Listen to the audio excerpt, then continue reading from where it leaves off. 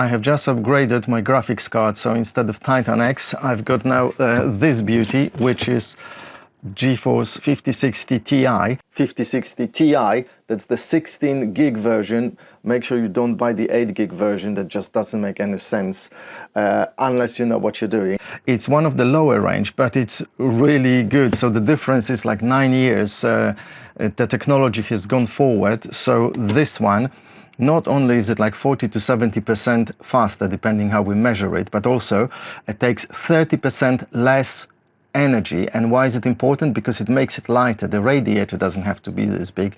This backplate doesn't have to be this big and heavy. Whereas in this one, the backplate itself is nice, but it's heavy. The card is like, I think 1.2 kilograms as opposed to 850 grams. So big difference. So this card puts a lot of big strain on the PCI port. So that's an important thing. It's really much lighter. So this one is really nice and light in comparison. I'm telling you, the difference is huge. Plus, this one supports all those new technologies, which are good both for gaming and for video editing.